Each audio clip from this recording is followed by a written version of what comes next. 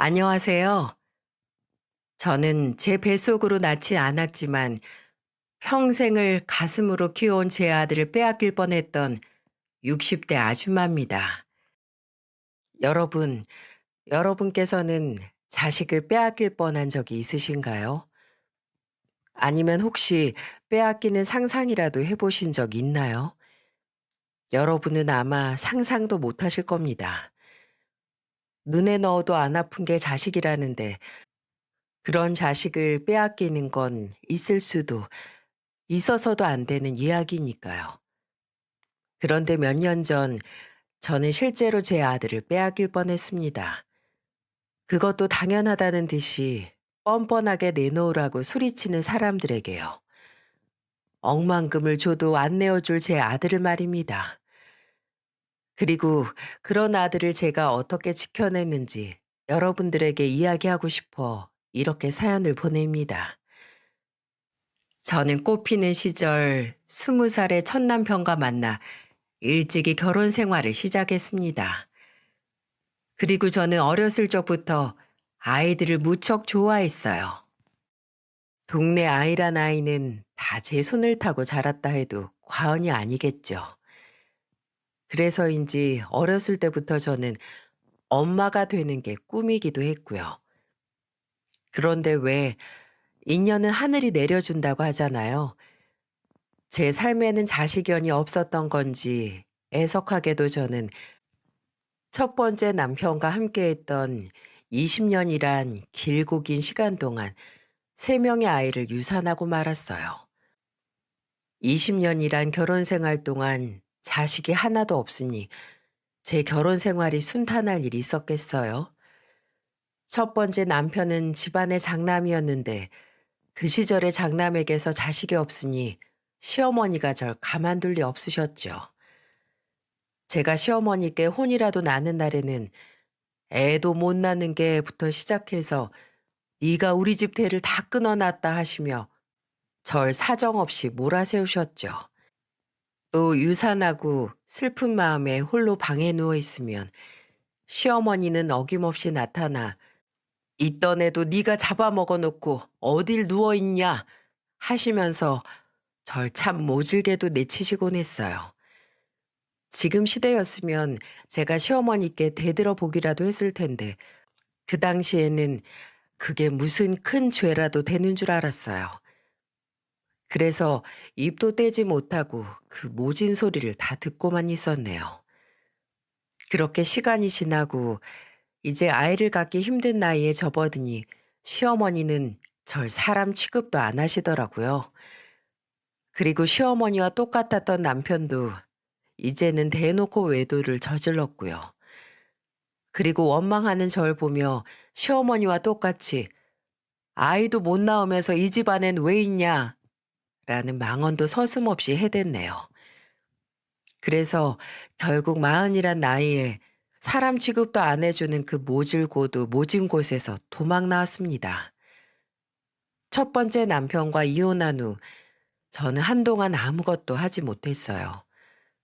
40살에 자식도 없고 남편도 없고 심지어 친정도 없었던 저는 살아야 할 이유마저도 없었죠. 그런데 삶의 끈은 제가 놓는다고 놓아지는 게 아니더군요. 그렇게 시간이 흘러가는 대로 살다 보니 어느새 몇 년이 흘렀고 저는 두 번째 남편을 만났습니다. 두 번째 남편은 참 자상했습니다. 그때 두 번째 남편은 제가 일하던 백반집에 자주 오시는 단골 손님이었어요. 험한 손님들과 달리 제게 항상 존대해주며 상냥하게 대해주시니까 저도 마음이 가더라고요. 지옥 같은 20년의 결혼 생활을 청산했을 때 전 내 인생에서 더 이상 남자랑 같이 지낼 일은 없을 거야 라고 수없이 다짐했었습니다. 하지만 두 번째 남편을 만나보니 다시 한번 누군가의 아내로서 살아보고 싶다는 욕심이 들더라고요. 그래서 결국 전 재혼을 선택하게 되었고요. 그리고 참 인생사 세용지마라고 제게 아이가 없다 보니 재혼하는 데는 아무 문제가 없더군요. 20년의 결혼 생활에서는 저를 그렇게도 괴롭혔는데 말입니다. 재혼한 남편에게는 아들이 한 명 있었습니다. 왜 대개 재혼할 때 상대방의 아이 문제로 의견이 대립해서 다투기도 하고 그러잖아요. 하지만 저는 아이를 갖는 게 절실한 소망이어서 그랬는지 남편에게 아들이 있다는 점이 큰 축복처럼 느껴졌습니다. 그리고 꼭 좋은 엄마가 되겠다고 속으로 수없이 다짐했죠. 그렇게 제가 40살 초반이었을 때 저는 이제 막 중학교에 입학하는 아들이 한 명 생겼습니다. 이름은 최혁준. 혁준이를 처음 만나던 날이 제겐 아직도 생생하네요. 중학생이면 많이 어린 나이도 아닌데 제 아빠 손을 꼭 잡고 나타나서는 눈에 쌍심지를 켜고 절 한참이나 째려보는 게 아니겠어요?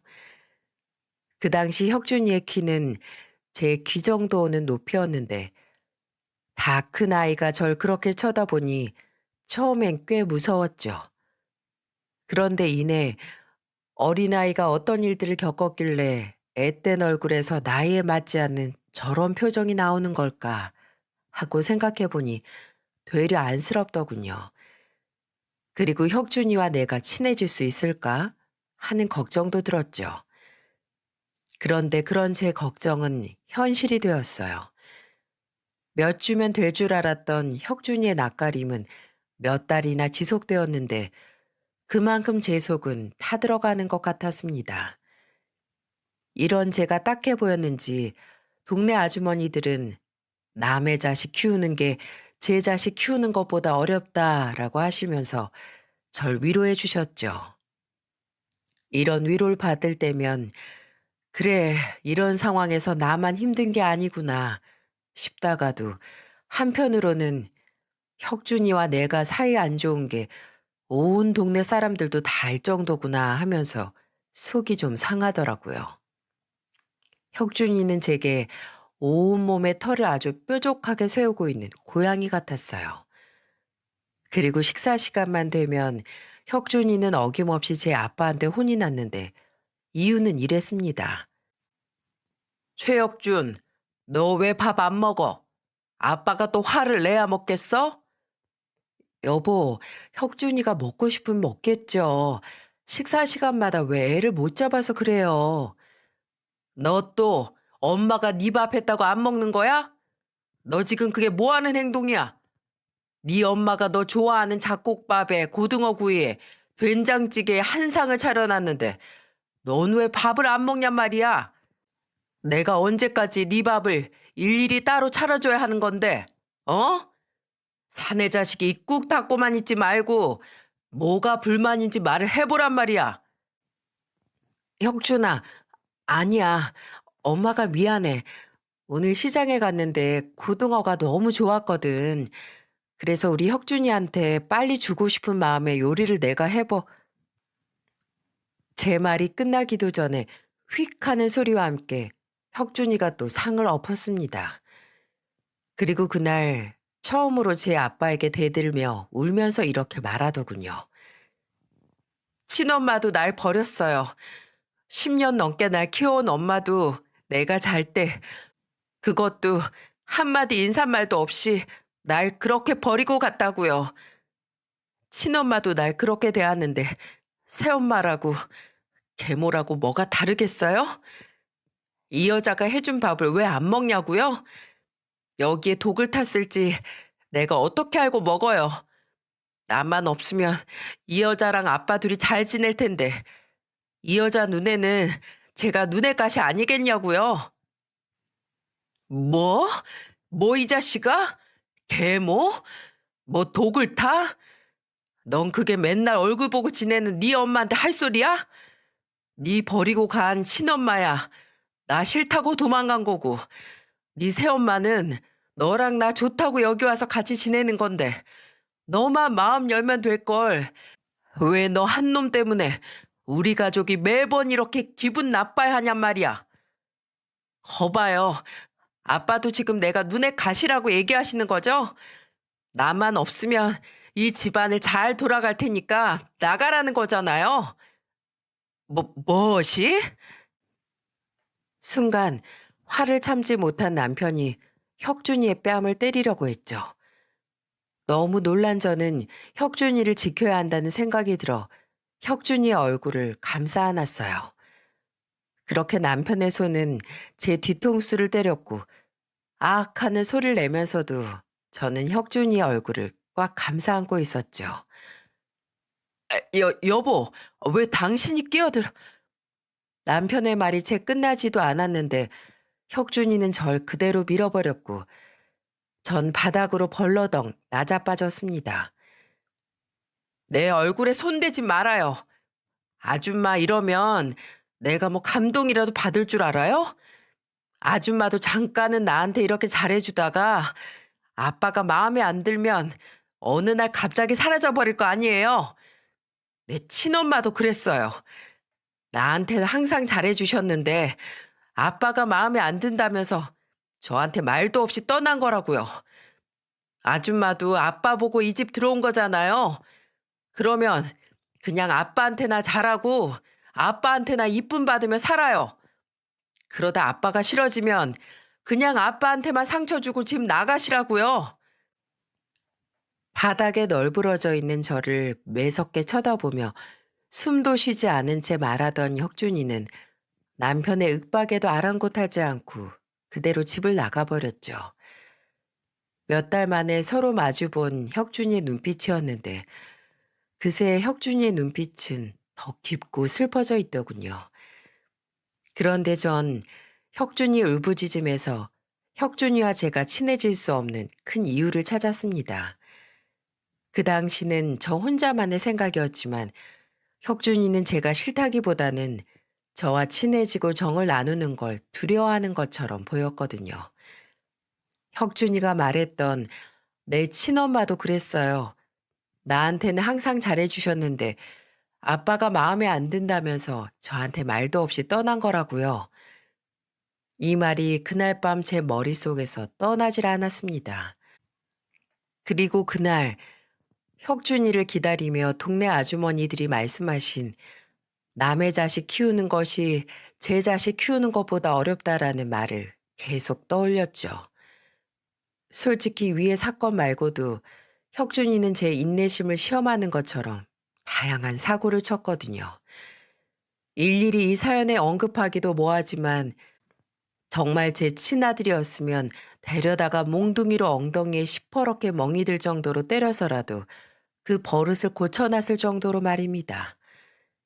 그런데 저 한 공간에 있는 걸로도 몸서리치게 싫어하는 앤데 제가 훈육을 한다 한들 그걸 본인을 위한 거라고 생각할까요? 아마 역시 계모야. 계모니까 나한테 이렇게 함부로 하지. 아줌마 친자식 같았으면 이렇게 화내고 때렸겠어? 라고 했겠지요. 그래서 전 하루하루 더 버릇없어지고 망가져가는 혁준이를 보며 이러지도 저러지도 못하며 지냈습니다. 그러던 어느 날 결국 큰 사고가 터졌죠. 집에서 빨래를 하고 있던 저는 학교에서 온 전화 한 통을 받았는데 혁준이가 친구를 일방적으로 때려서 친구가 많이 다쳤다는 내용이었어요. 저는 그 길로 혁준이 학교로 찾아갔습니다. 아직 분이 안 풀렸는지 씩씩거리는 혁준이를 보고 있자니 눈앞이 핑 돌더군요. 그리고 남편에게 듣기로는 시험 성적은 항상 상위권을 유지해서 착실한 아이라는데 이렇게 점점 더 어른들한테 함부로 하고 폭력까지 쓰는 모습을 보니까 저 때문에 애가 저렇게 변했나 죄책감이 들더라고요. 아, 어쩌라고요? 저 그냥 퇴학시켜 주세요. 저 같은 놈이 학교 다녀서 뭐해요? 여기 저놈도 그랬고 여기 있는 저놈 엄마도 그렇고 나 같은 건 학교 다닐 필요가 없다잖아요. 얼굴이 시퍼렇게 먹는 친구와 그의 엄마를 보며 혁준이는 고래고래 소리를 지르고 있었어요. 이야기를 들어보니 혁준이가 그동안 엄마가 버린 애라며 친구들에게 놀림을 받고 있었다는 겁니다. 그리고 혁준이는 분한 마음에 주동자를 때렸던 건데 폭력이 과해 일이 이렇게 커졌던 거고요. 놀림받았을 혁준이를 생각하면 피가 거꾸로 돌지만 본인을 도와주려는 선생님의 어깨를 툭툭 밀치며 퇴학시켜달라고 고래고래 소리 지르는 혁준이를 보자니 이건 아니다 싶더군요. 전 그때 다짐했죠. 점점 더 사람 아니게 변해가는 혁준이의 눈빛을 더는 두고만 보지 않겠다고요. 야, 최혁준, 너 선생님께 그게 무슨 말버릇이야? 어? 그리고 어디 선생님을 툭툭 밀치고 있어? 아, 아줌만 또 뭐예요? 아줌만 내가 어떻게 사는지 관심도 없으면. 혁준이 말이 끝나자마자 전 혁준이의 뺨을 있는 힘껏 한 대 때렸습니다. 그리고 절 노려보는 혁준이를 보며 빨갛게 올라온 뺨을 한 대 더 때렸죠. 너도 그만해. 내가 왜 네 아줌마야, 엄마지? 난 네 엄마야. 그래서 난 네가 이런 식으로 하늘 무서운지 모르고 이 사람 저 사람한테 건방 떠는 꼴 더는 안 봐줘. 너 당장 선생님께 잘못했다고 용서 빌어. 어서.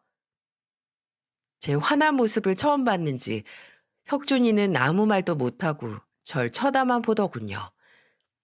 그런데 갑자기 혁준이가 때린 친구 어머님이 제게 말했어요. 아, 당신이 얘 계모야? 계모라 애가 이렇게 아나무인이 되도록 아무 신경도 안 쓰나? 우리 애 어떻게 할 거야? 그 시험인데 저 팔로 공부를 어떻게 하냐고? 공부는 해서 뭐 한대요? 뭐? 학생인데 공부해서 뭐 하냐니? 계모라 그런지 애들 공부 이런 건 전혀 관심이 없나 봐. 아니요. 제 말은 듣기로 당신 아들이 제 아들 놀리는 주동자였다는데 친구가 처한 상황을 이해해주긴커녕 여기저기 떠벌리며 놀리고 다닌 놈이 공부는 해서 뭐 하냐고요? 쟤는 공부보다 인성교육이 먼저 아닌가요? 그리고 우리 혁준이는 공부하란 소리 안 해도 알아서 잘하고요. 뭐? 너 내 아들한테 말 다 했어? 계모 주제에 어디 친엄마인 나한테 자식 교육을 운운하고 있어? 아이고, 그 애미에 그 아들 납시셨네. 저기요 아줌마, 제 혼이 어때서요? 계모가 어때서요? 제가 계모라 우리 혁준이 옷을 안 빨아입혔어요. 아니면 학교를 안 보냈어요? 아, 아줌마 말 나온 김에 우리 혁준이 교복 한번 봐요. 친엄만 옷도 안 빨아입히는지 저기 좀 봐봐. 목 뒤가 아주 누렇게 변했구만. 우리 애 옷은 깨끗하고 옷에 주름 하나 없이 쫙쫙 다려 입혀요. 에, 옷이나 신경 써주면서 저한테 그런 말 하세요. 뭐? 아, 다 됐고. 돈 내놔, 돈. 우리 애 치료비 내놓으라고. 아, 결국 이 소란을 부린 게 돈 때문이었어요? 아들 장사하시게요?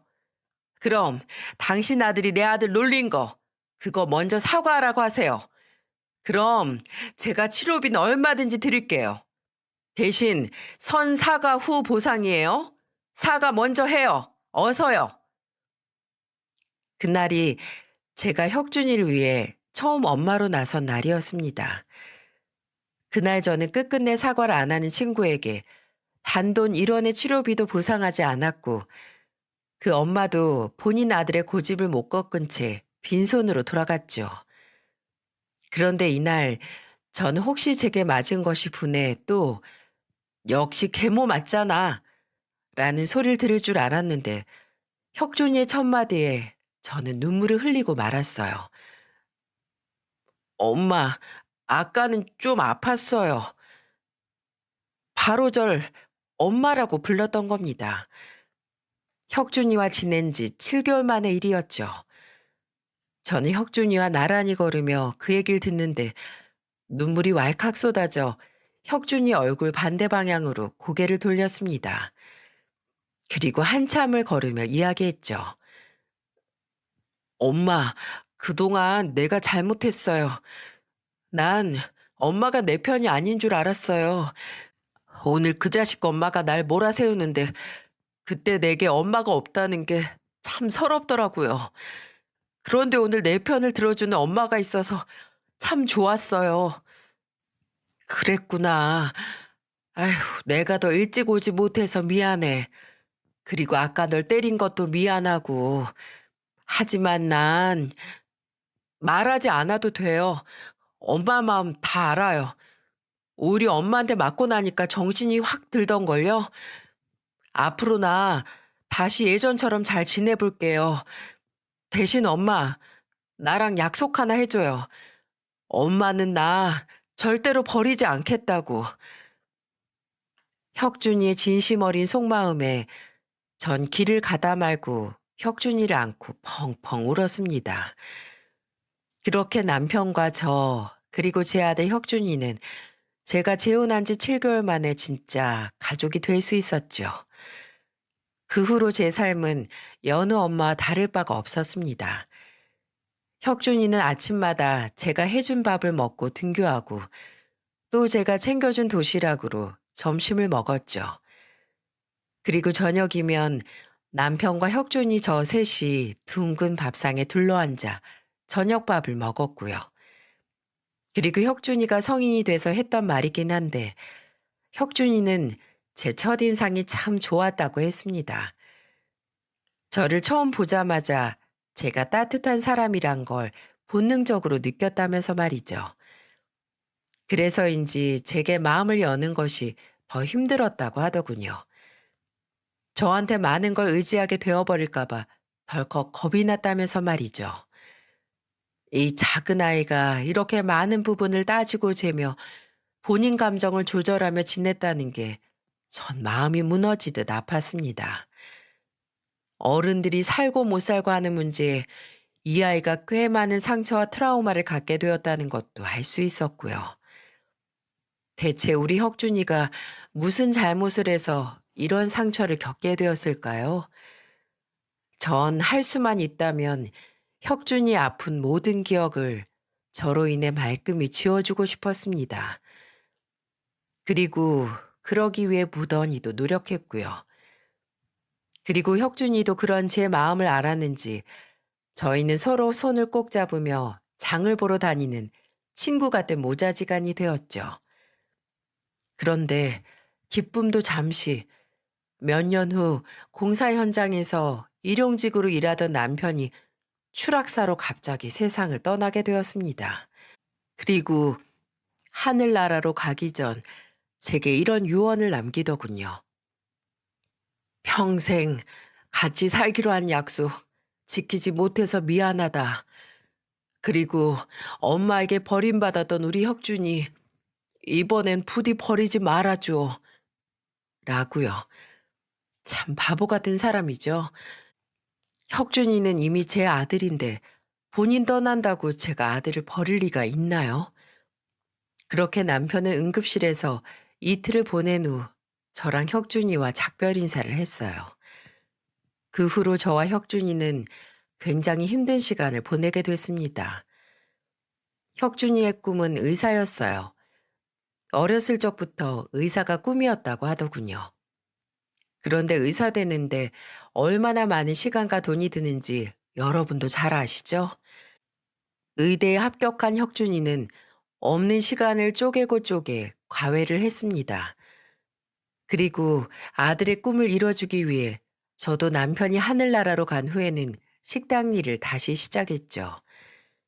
제가 다녔던 식당은 24시간 문을 열었었는데 주인한테 사정을 얘기하고 제가 잠자는 몇 시간을 제외하고는 일만 했던 것 같아요. 그렇게 10여 년도 훌쩍 넘는 시간을 보내고 아들은 정식 의사가 되었죠. 그리고 안정기에 들어섰을 때 제게 결혼할 여자를 소개해 준다고 하더라고요. 이름이 연주였는데 얼굴이 어찌나 예쁘던지 제 아들 혁준이와 같이 서 있으면 선남선녀가 따로 없더라고요. 어머니, 저희 왔어요. 그래, 혁준이 왔구나. 어머님 안녕하세요. 김연주라고 합니다. 연주 씨, 그래 반가워요. 아휴, 이렇게 누추한 집까지 다 와주고 내가 다 고맙네요. 아유, 누추하다뇨. 혁준 오빠 집이어서 그런지 저도 너무 편하고 좋은걸요? 그렇게 생각해주면 내가 고맙고요. 뭘 좋아할지 몰라서 우리가 평소 먹던 거에 갈비찜 좀 해보려고 하는데 괜찮아요? 혁준이가 말했던 시간보다 1시간이나 일찍 오는 바람에 내가 아직 준비를 다 못했는데 이걸 어쩌나? 어머님, 저 갈비찜 좋아해요. 그리고 제가 오빠 방도 구경하고 싶고 그래서 빨리 오자고 했어요. 혹시 제가 도와드릴 건 없나요? 아유, 없어, 없어. 없고 말고. 혁준이 방에서 둘이 푹 쉬고 있어요. 혁준이가 바빠서 데이트도 잘 못하는 것 같던데 난 괜찮으니까 잠깐이라도 데이트하고 있으면 내가 부를게요. 처음 봤지만 싱글싱글 잘 웃고 도울 것이 없겠냐며 묻는 혁준이 여자친구를 보는데 제 마음이 다 뿌듯했습니다. 착한 우리 혁준이가 딱 본인 닮은 아가씨를 만났구나 싶어서요.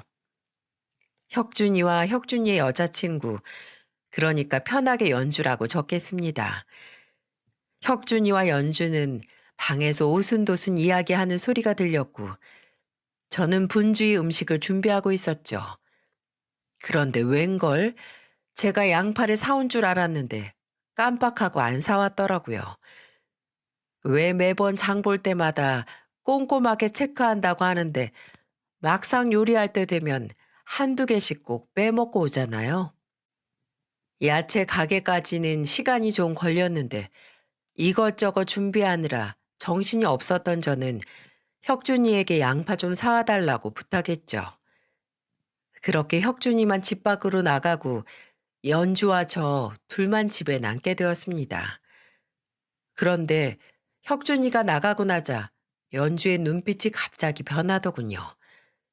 팔짱을 끼고 집 여기저기를 돌아다니며 뭔가를 찾는 눈치였죠. 연주 씨, 뭐 찾는 거라도 있어요? 아니요, 그냥 보는 거예요. 이런 집은 처음 와봐서요. 이런 집이요? 아, 아니에요. 혁준 씨 집에 처음 와봤다고요. 그런데 어머니, 식탁이 안 보이는데 우리 밥은 어디서 먹어요? 아, 부엌이 좁아서 우리 집은 식탁이 없어요. 손님용 상이 있는데 이따 음식 준비되면 상 펴서 먹을 거예요. 네? 방바닥에서 밥을 먹는다고요? 아휴, 혁준 오빠도 참. 미리 말이라도 좀 해줬으면 바지 입고 오는 건데. 아휴, 하여간 별로라니까. 그러게, 치마를 입었네요. 그럼 내 옷이라도. 아니요, 저 마트까지는 얼마나 걸리나요? 한 5분? 5분 정도 아, 그럼 얼마 안 남았네. 알겠어요. 전 오빠 방 더 구경해도 되죠? 편할 대로. 계속해서 제 말을 끊어먹던 연주는 그대로 혁준이 방으로 횡하니 들어가더군요. 아까와 같이 상냥한 목소리긴 한데 뭔지 모르게 갑자기 확 바뀌어버린 연주의 분위기는 절 의아하게 만들었죠. 그런데 갑자기 달칵하고 혁준이 방문이 잠기는 소리가 들리는 게 아니겠어요? 제가 방에 들어갈 것도 아닌데 문을 잠그니까 저도 기분이 썩 좋지만은 않더군요. 그런데 한 1, 2분쯤 흘렀을까 갑자기 우당탕하고 혁준이 방에서 무언가 떨어지는 소리가 들렸죠. 그래서 저는 깜짝 놀라 혁준이 방을 열었어요. 그 사이 연주는 황급히 뭔가를 본인의 가방에 숨겼는데 이내 절 보고 소리 높여 말하더군요. 어머니, 노크도 없이 그렇게 들어오시면 어떡해요. 그리고 제가 방문까지 잠갔는데 그렇게 문까지 따고 들어오시는 건 예의가 아니죠. 아, 여기 방문이 고장나서 잠가도 그냥 열리는 문이라. 아니, 그런데 도대체 뭘 했길래 그렇게 놀라는 건지 이해가 안 돼. 갑자기 소리를 지르는 연주에 저는 깜짝 놀랐고 말을 이어나가려던 찰나에 혁준이가 들어왔습니다. 어머니, 무슨 일이에요? 아, 아니다. 연주가 네 방 구경하다 뭘 떨어뜨린 것 같구나. 곧 식사 준비 끝나니까 밥 먹을 준비해라. 제가 갑자기 방문을 연 건 잘못이긴 했지만 그렇게 소스라칠 정도로 놀라고 소리를 지르는 연주가 내심 찝찝했죠. 그런데 혁준이가 다시 돌아오자 연주의 분위기는 처음 그때처럼 다시 바뀌더군요. 어머니, 음식 솜씨가 너무 좋으세요. 저희 가정부, 아니, 우리 집에서는 절대 못 먹을 맛이에요. 그렇게 말해주니 기분이 좋네요. 많이 했으니까 먹고 더 먹어요. 그런데 혁준이가 워낙 바쁘다 보니 내가 혁준이한테 연주 씨 이야기를 많이 못 들어서요. 혹시 실례가 안 된다면 무슨 일 하는지 물어봐도 될까요? 아, 저 배우예요. 촬영하다 다쳐서 병원에 간 적이 있는데 그때 병원에서 혁준 오빠를 처음 만났어요. 그리고 어머님, 말 편하게 해주세요. 그게 제가 더 편할 것 같아요. 아, 알겠어요. 그럼 이제 편하게 할게요. 그런데 배우라고? 어쩐지 처음 들어올 때부터 일반인 같지 않다 생각은 했는데 역시 배우였구나. 그런데 TV에서는 본 적이 아직 인기 있는 드라마에선 나온 적은 없어요. 일 얘기 말고 다른 얘기하면 안 될까요? 일 얘기에 갑자기 제 말을 또 잘라먹고 표정이 변한 연주. 그리고 황급히 말을 돌리는 혁준이를 보며 제가 뭔가 실수한 것 같다는 느낌이 들 때쯤 연주의 핸드폰 벨소리가 울렸습니다. 혁준이 방에서 통화를 한다고 하던 연주는 약간씩 언성이 높아졌죠.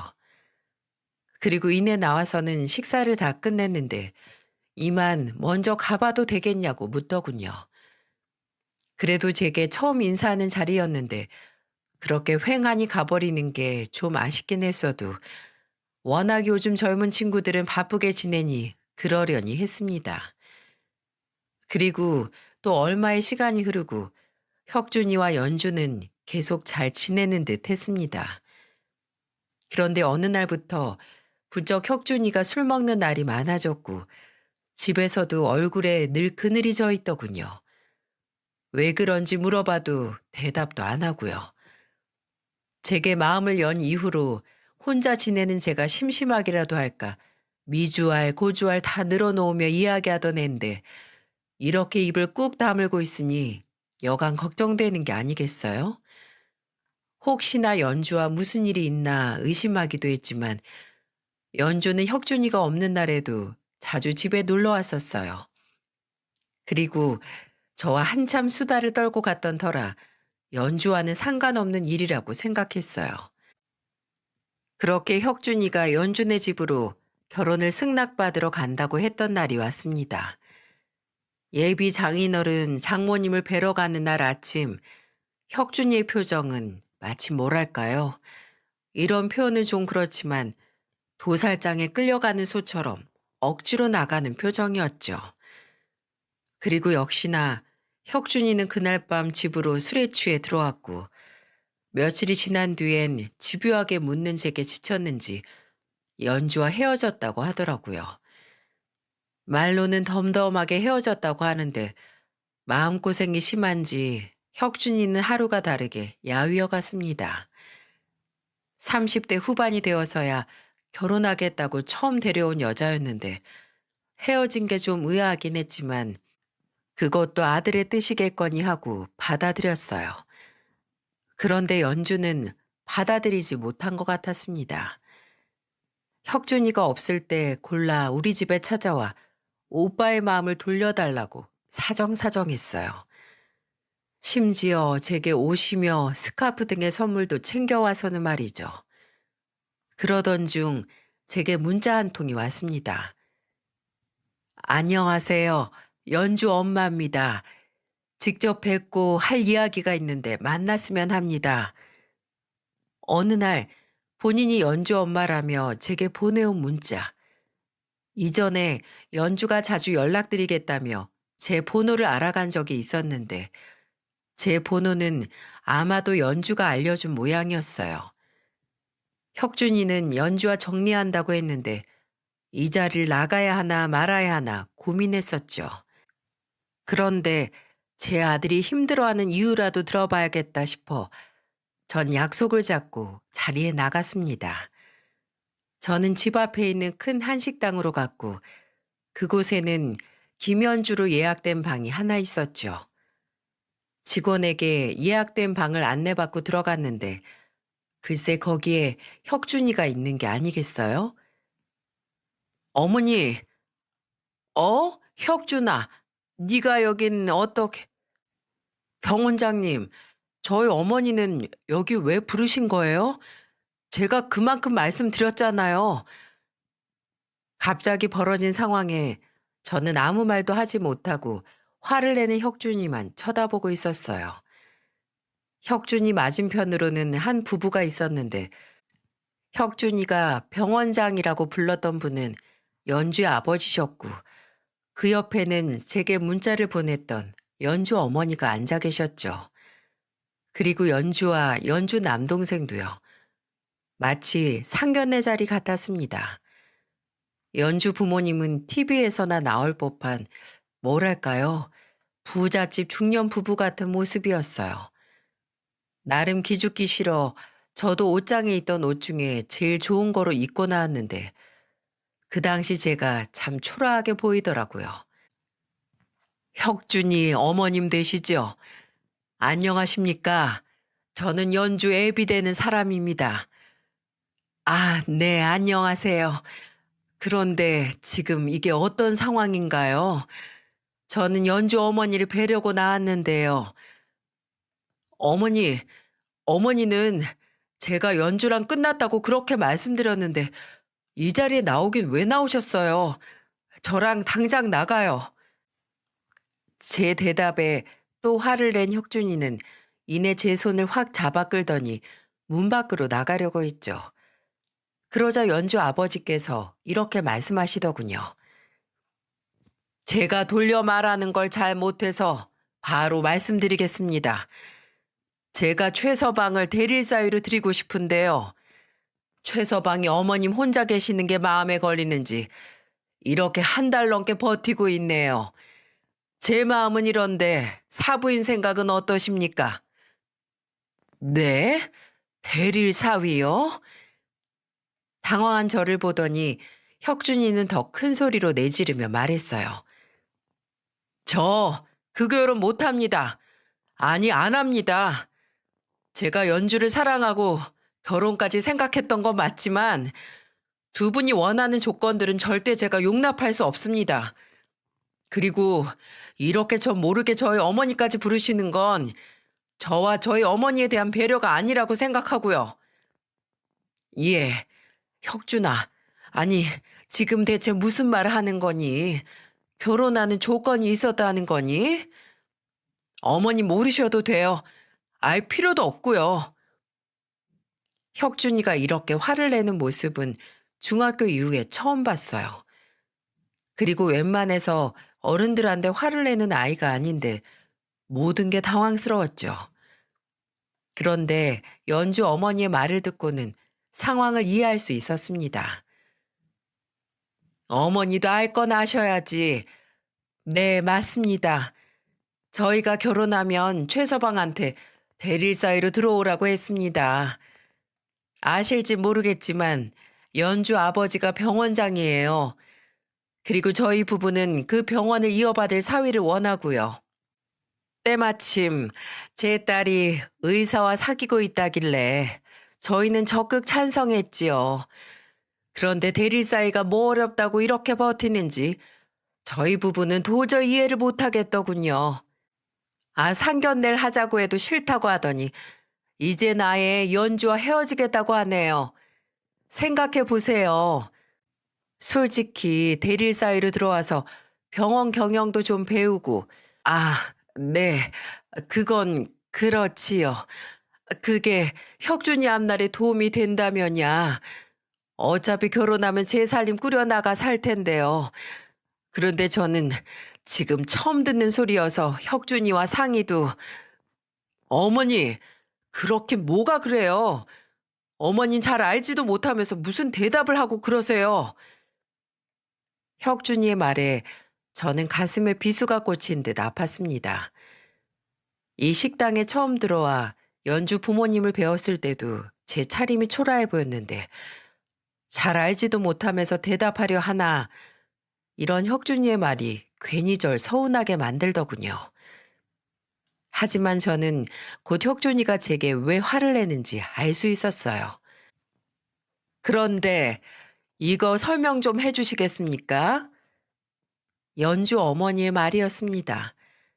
이렇게 말하고 테이블 정 가운데 사진을 한 장 꺼내더군요. 저는 그 사진을 보고 경악할 수밖에 없었어요. 그 사진은 혁준이 어렸을 적 사진인데 한쪽에는 죽은 아버지가 그리고 다른 한쪽에는 혁준이의 친모가 있었죠. 저와 혁준이가 친하게 지내고 얼마 후 혁준이는 친모의 기억을 모두 지우고 싶다며 같이 찍었던 사진을 다 불태운 적이 있었어요. 그때 저는 혁준이가 혹시 나중에 친모가 보고 싶어질 때가 있지 않을까 하는 노파심에 하나를 숨겨놓았죠. 그리고 혁준이가 앨범에 손을 잘 대지 않을 나이가 되었을 때 혁준이 책장 제일 위에 있는 가장 오래된 앨범 제일 뒷장에 꽂아 놓았습니다. 그런데 이게 어떻게 연주 어머니 손에 들어가게 됐는지 의심이 들었죠. 그리고 이내 연주가 첫인사를 하러 집에 왔을 때 혁준이의 방문을 걸어 잠그고 혁준이의 방을 뒤졌다는 걸 알 수 있었네요. 이 사진이 왜 여기에? 혁준이 친모는 어디 계시나요?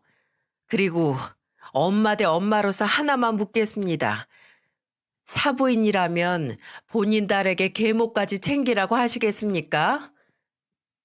이어지는 연주 어머니의 말에 저는 할 말을 잃고 말았어요.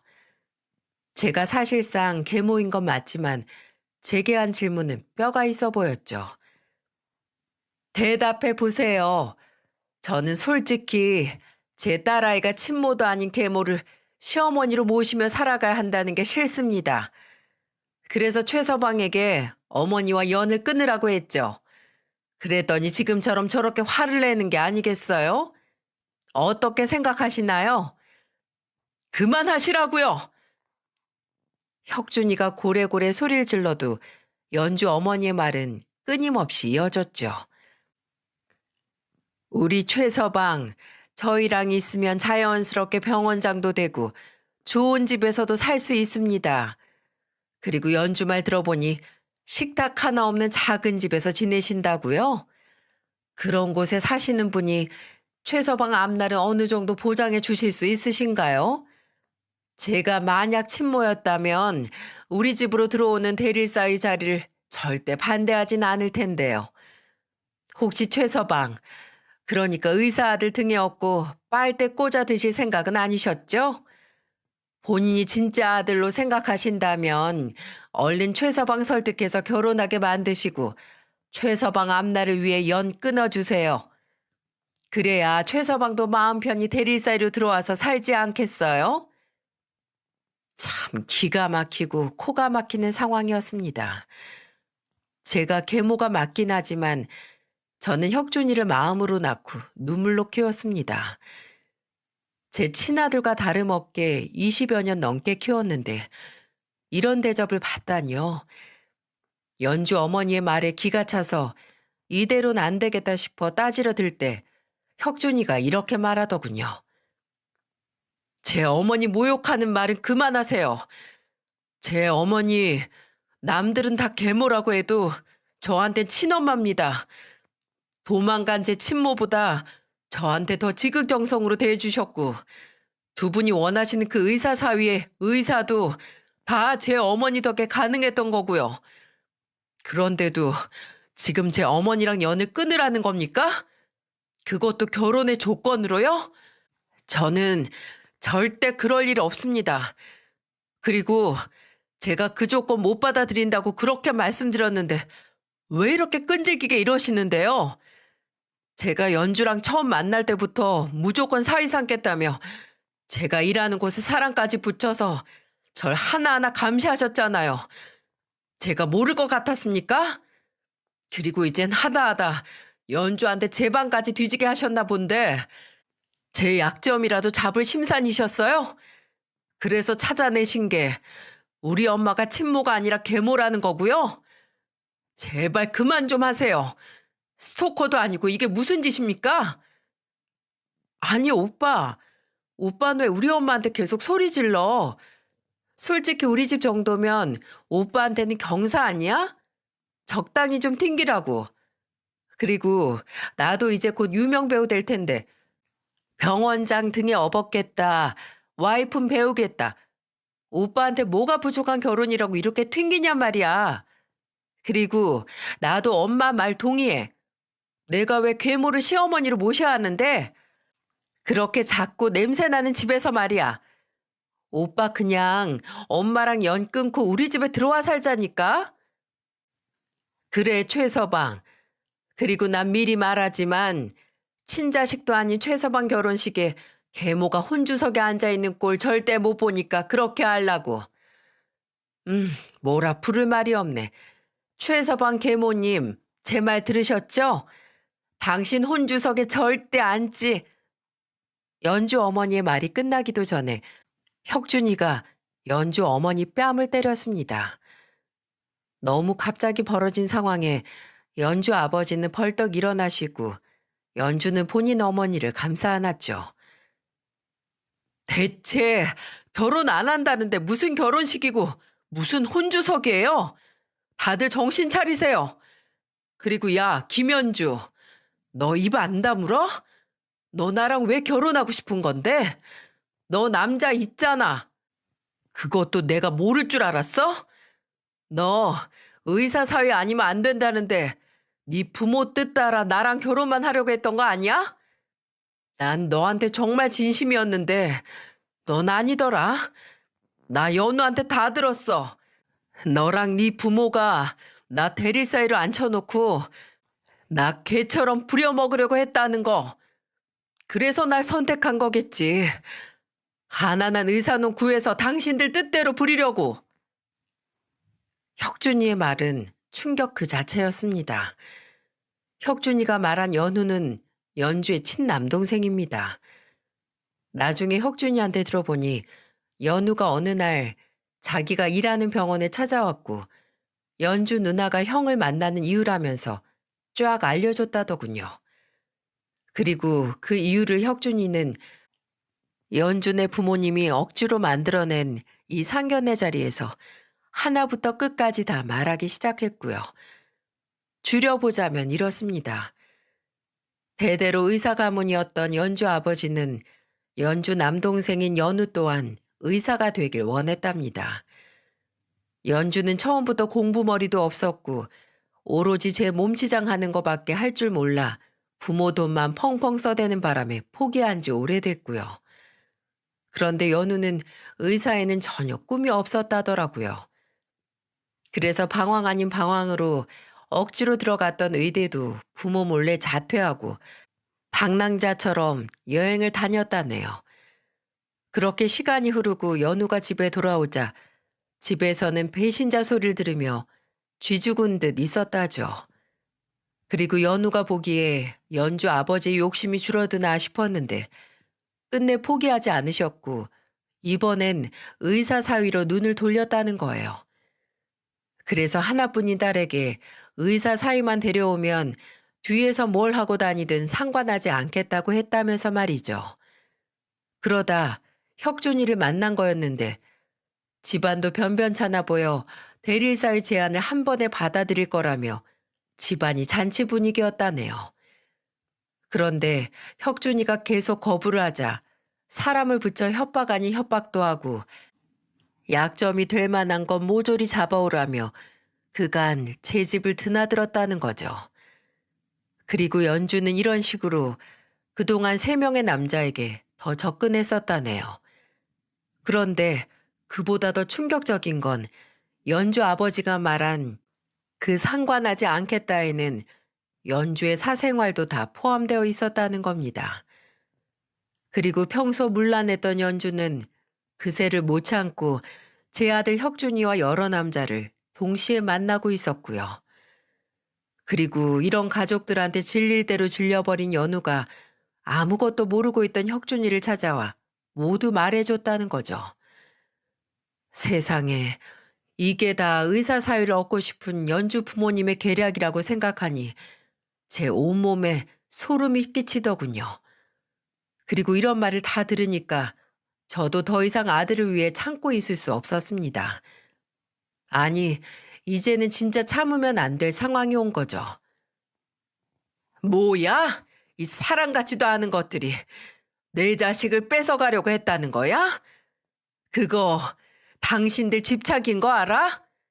멀쩡히 잘 지내고 있는 내 아들을 왜 깨어내서 이런 시궁창에 빠뜨리냔 말이야. 그리고 연주 너 처음 볼 때부터 말 살살 끊어먹고 분위기도 묘하게 왔다 갔다 하는 게 계속 걸렸는데 네가 감히 내 아들한테 의도적으로 접근한 것도 모자라 두고 다른 남자를 만나러 다녔다고? 짝! 저는 혁준이가 연주 어머니의 뺨을 때린 걸로도 분이 식지 않아 이번엔 제가 연주의 뺨을 한 대 쳐버렸습니다. 그러자 제게 버럭버럭 소리를 지르며 이러더군요. 아줌마, 나 배우예요. 배우는 얼굴이 생명인 거 몰라요? 아, 진짜 별. 아줌마, 내 얼굴 어쩔 거야? 빨갛게 부어올랐잖아요. 야, 이 망할 기집애야. 뭐 배우? TV에 얼굴 한번 안 비치는 배우가 있냐? 어? 말만 배우 배우 하지. 배우라면 먼저 행실을 더 단디해야지. 이 남자 저 남자 만나고 다닌 싸구려 주제에 네가 무슨 배우? 어? 내 아들 아까운 시간 어떻게 보상할 건데? 네가 어떻게 보상할 거냐고? 그리고 당신들은 어떻게 보상할 건데? 그렇게 전 연주와 연주 어머니의 머리채를 한 손에 하나씩 잡고 마구 흔들어댔습니다. 연주 아버지는 처음에는 저를 강하게 말리는 듯 했는데 이내 해탈한 듯 자리를 나가시더라고요. 그런데 그걸 그냥 나가게 놔둘 수 있나요? 제 아들을 건드렸는데요. 저는 복도까지 쫓아가 연주 아버지, 아니 그 빌어먹을 놈 머리채도 잡고 휘둘렀는데 글쎄 가발이 쑥 하고 벗겨지대요. 그래서 하는 수 없이 전 떨어진 가발을 식당 홀에 여러 손님이 식사 중인 테이블들 한가운데 던져버렸습니다. 당황한 연주 아버지가 후다닥 달려가 가발을 찾고는 쏜살같이 도망 나가던데 그 모습이 얼마나 웃기던지요. 그리고 그 뒤로 연주와 연주 어머니도 머리가 헝클어진 채로 뒤쫓아 나갔는데 제 아들이 그동안 당했던 마음고생에 비하면 아무것도 아니지만 그래도 꽤 통쾌하더라고요. 그렇게 하늘 무서운 줄 모르고 설쳐대는 사람들이 어디 그런 창피를 당해나 봤겠어요? 그날 저녁 저는 오랜만에 혁준이와 둘이 밥상 앞에 앉아 진지한 대화를 했습니다. 혁준이는 우리 엄마 역시 안 죽었다며 예전에 교무실에 찾아와서 소리 질렀던 그 무서운 얼굴이 아직 남아있네 라고 말했고 저 역시도 이 애미를 선택해줘서 고맙다 라고 말했죠. 그날 이후 제 아들을 빼앗아가려 했던 그 집안 식구들은 나타나지 않았지만 저와 혁준이는 그 일 이후로 더 끈끈해졌죠. 그렇게 2년 후 혁준이는 친구의 소개로 자기를 빼닮은 선한 여자를 만났습니다. 그리고 아들의 손을 빌려 이 사연을 쓰는 지금 혁준이는 알콩달콩 결혼 생활하며 저와도 잘 지내고 있답니다. 여러분, 부모가 자녀에게 남겨줄 수 있는 가장 위대한 유산은 날마다 그들과 잠깐이라도 시간을 함께하는 것이다. 라는 말을 아시나요? 제가 가끔 이 애미는 혁준이 너한테 물려줄 게 없는데 혹시 그때 그 대릴사이 자리 포기한 거 후회하지 않니? 라고 물으면 혁준이가 제게 몇 번이고 해주던 말이었습니다. 어머니는 제게 이렇게 대화하는 시간만 오래오래 주시면 그걸로 충분해요. 라면서 말입니다. 여러분도 제 아들 혁준이의 말에 동의하시나요? 제 사연이 어느 시간대에 올라갈지 모르겠지만 제 사연을 보신 후라면 부모님께 전화 한번 해보시는 게 어떨까 싶네요. 부모와 자식은 함께하는 시간이 많을수록 좋은 거니까 말이죠. 이렇게 눈물로 키웠던 제 아들을 빼앗길 뻔했다가 되찾아온 제 긴 사연은 끝이 났습니다. 오랜 시간 긴 이야기를 들어주셔서 진심으로 감사합니다.